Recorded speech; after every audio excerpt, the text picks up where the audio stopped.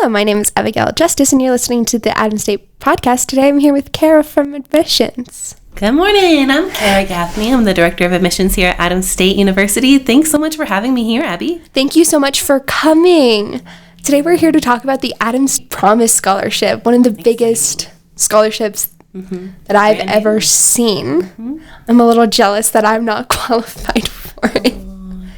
But no, what is the Adams Promise Scholarship? The Adams Promise Scholarship is a last dollar scholarship for students who live in one of the, I think there's like 40 or 41 counties. So if you follow the link on our website to the Adams Promise, you can see the map that we have there that outlines all those counties. So students will come from families who have an adjusted gross income of $70,000 or less. That's just based on the parents' income. So the residency is based off of what students put on their applications. So if they're from one of those counties, the zip code will pick it up. We do want students to do their FAFSA. I know it's challenging this year, but that's how students will know what their adjusted gross income is to know if they qualify, and that's how our financial aid office will find them. And the Adams Promise Scholarship is for first-time students or freshmen and transfer students, correct? Yes, anyone who's a dependent of a family who has that adjusted gross income. You can be a transfer student as long as you're a dependent. Thank you for talking about that. One of the biggest things while I was researching this topic was, what it was, which was free tuition and fees. Yes. And we already had free applications last year when I was applying, and I'm grateful that that's carrying over as well. Yeah, we have brand new applications in Workday too. There's just, everything is new. So much new. And now that our applications are in Workday, there isn't going to be an application fee moving forward in Workday. We're excited about that. We're hoping to have applications available on the Common App in August for next year. So Workday is a work in progress, but I think so far so good. I remember earlier last semester, my class was approached about the Workday and to test it out. I didn't have enough time to take part of this study, but it was what I heard from my peers who did take part. It was they said it was life-changing and one of the best experiences that they have had. Excellent. Which I think is really cool. I'm happy to hear that. Good. And the Adams Promise Scholarship, do you want to go more in depth on that? I think maybe talking more about it being a last dollar scholarship, that means the other funding that you'll get, like your COF, your Colorado Student Grant, your work study, any other of those stackable scholarships will count. And then if you have remaining tuition and fees, this scholarship will take care of it if you're from one of those families that has the adjusted gross income and from one of the counties. And I know personally most of those counties on the list are farming communities and rural areas, people who need a lot more financial support and who don't have access to some of those luxuries like Uber and DoorDash. And I went to school in one of those counties, and they're part of that. That's so exciting. Yeah, when I saw that, from there. I was really excited when I saw that. I think I texted my dad, and I was like, these students are eligible for this scholarship. I got to text them now. And I think it's really cool because it's providing, college and more opportunities to those underfunded, underserved access. That's something communities. We're trying to work on. And I'm really glad our senior leadership developed this plan because there are so many families in need, and we know that a lot of college access for first generation and low income families depends on affordability.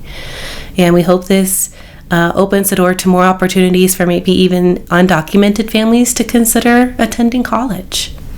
I know personally both of my parents were first-generation college students in their families, and my dad, he used a thing from New Jersey so he could attend college, and his scholarship, it helped pay for college even in Colorado, which I thought was cool. And amazing.